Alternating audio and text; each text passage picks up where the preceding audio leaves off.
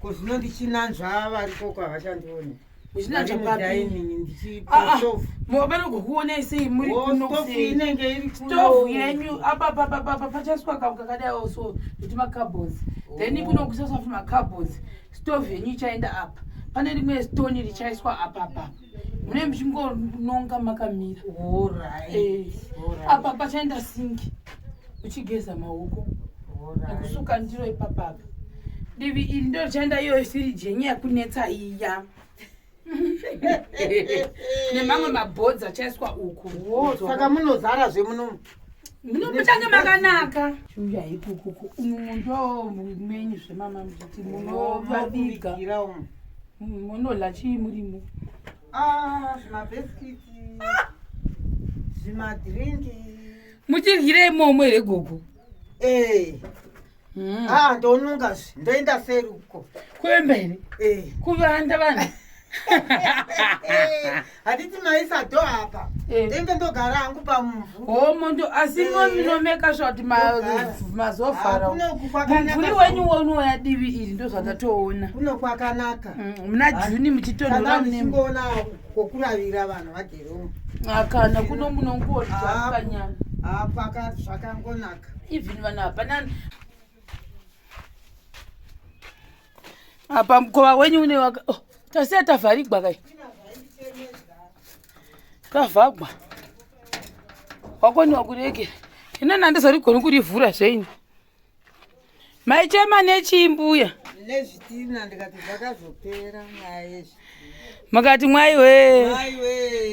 Togodiko. Inopera. Uya samwaramo. Saka toilet yamaka michichemera iya.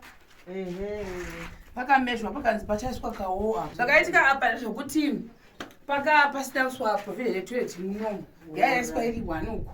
Saka vana vacho vakati kumbisa kuti kana nyange pane plan yekungoti Gogo vange vachiwana toilet imo mugozi vakati ndodo toilet mubedroom mangu. Zvakanonoka kutaurwa.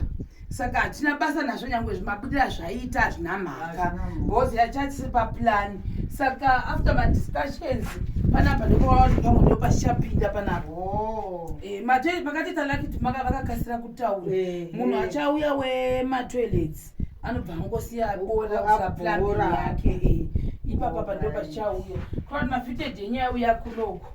Ane pamwe otoenda divi iro. Inokwana kufitted uko. Kubhedha moisa uko. Hazvina basa kana zvangoita kudaro. Moya kunoko.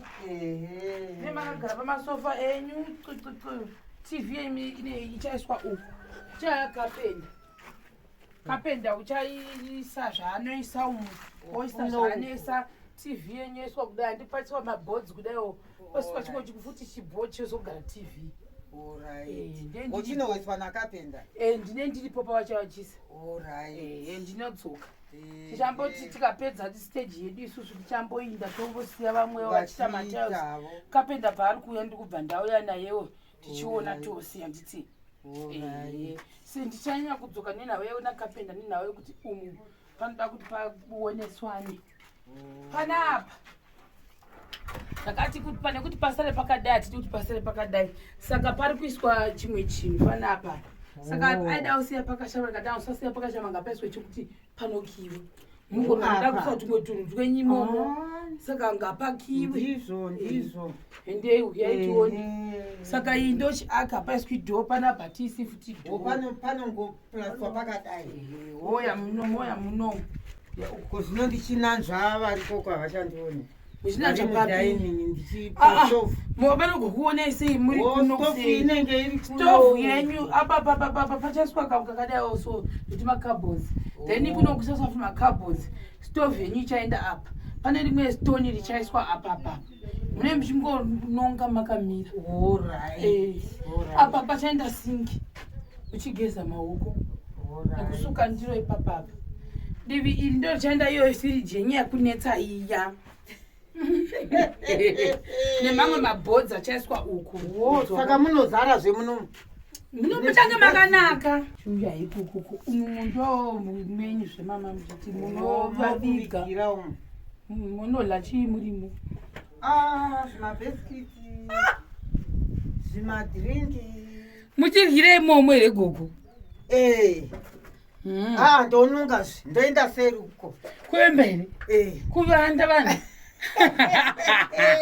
handiti maisa dho apa ndenge ndogara hangu pamuvhu homondo asi nominomeka zvati mazovhara mumvuri wenyu wounoya divi iri ndo zvakatoona kuno kwakanaka muna juni muchitonhora munesingoona kokuravira vanhu vageromo kana kuno munongoni zvakanyana pakati zvakangonaka even vanhu hapana munhu muenzi anozomboti aenda ogozoona kuti mabika nyama yamabika zvigoni nyama yedu kuti zvotogovhera zvakadero kana kuona zvake hazvina mhosva vachionere izvozvo touya muno touya ubukukuku bedroom hatizivi kuti vana mai kabata ana kendiro kana vauya nana edivi rinei saka hatizivi kuti vanenge vachivata mupi.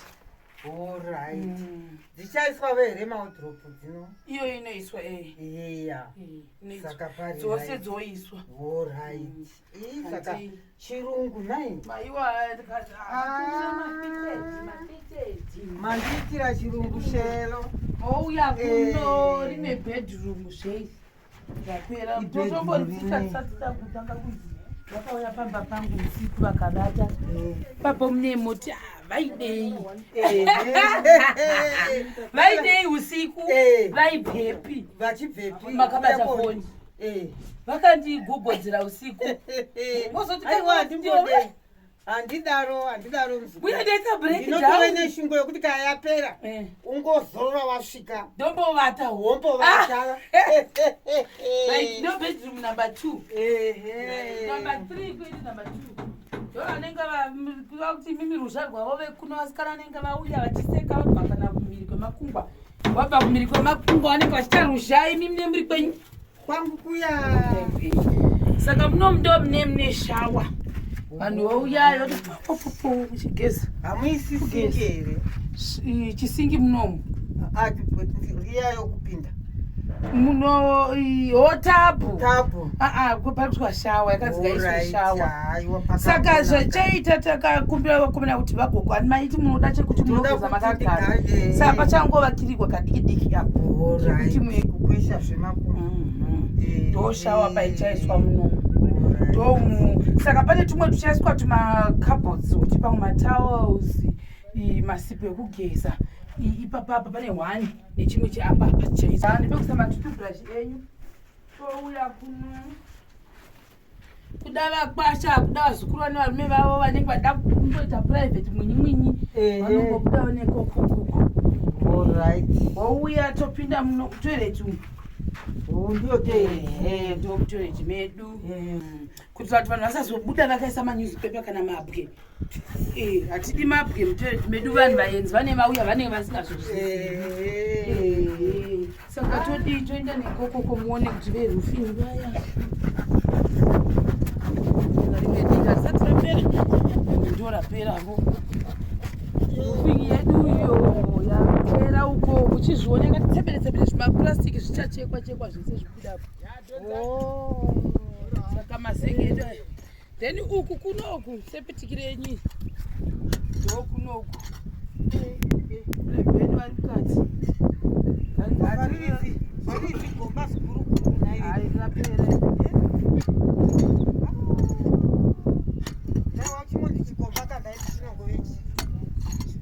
rapera muite makore gogomushandisa nguva irebe bomire tone makati twigo kuvaona takakura sei pane kudzara kusvondo aiwa vari kuda kuti vaona aiwa raita achibuda iseku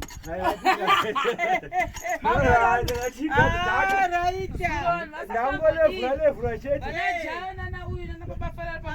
ndangogadzisa kuno kuona ndiri kugadzisa hande yekumberi tinoona tione hapana kumira muchi asi zvafamba richipo zveini basa asi zvafamba ko zvino mwana wanguira shoko wanga woti mai mopinda ndati kuda zvatopera ndianoa timopinda akwai makupinda mai zviri kuita nani woizvo ukazoti izvo zvazvo tsebere kuti twi hapana vakapenda Benda dzedze. Aiwa. Tinayo iyi. Zvafamba. Kuzoti ngoti mangwana titareswa nechisi. Dai totaura zvimwe mangwana. Totaura zvimwe by far. Aiwa zve. Sondodonhera pamba pedo. Muri kuita vakuru vangu. Mbuya agare pakasununguka pachinhu. Saka ndakupa inonzi cho. Inonzi cho yatachitika yapera. Pane mumwe mubvunzo amuda kubvunza. Pepa rekutanga rakadai rapera. Vapinda mune repiri. Saka asi kureva kuti anopedza ka? Anopedza zvakanakira nchoti anotozosara rimwe baby diki. Alright. Asi rimwe rekutanga ratopera. Rekapera kudai vanenge vapinda mune repiri. Repiri rati hariperero vanobva vapinda mune retatu. Ndandisingambozivi nebasa razvo. Panomira kwazvo. Hapana kumira kwazvo. Pakanaka. Nenharo. Ndandichichema kuti zvinhu izvi zvadhura. Zvadhura? Asi yabuda zveimba. Kusaziva kuti basa razvo nderei. Ko zvinodii. Zvaita. Zvafamba. Sotenda Mwari. Zvafamba vazukuru vangu. Motenda Mwari. Kana Mwari anesu mwamusondongowa. Mbuya usiku. Muzaro wanikwe mbuya vakatsvairavo. Zvirungu chiya chamakavasira. Yoborya handichikita kagamba vhuranda. Popanibikira here mbuya. Takumakota tu kuenda kaiso. Atadaiso. Makota tu. Ukona imba yapfirirwa mbuya ndo inonzi kota tu kuenda kumba. Azokwadi.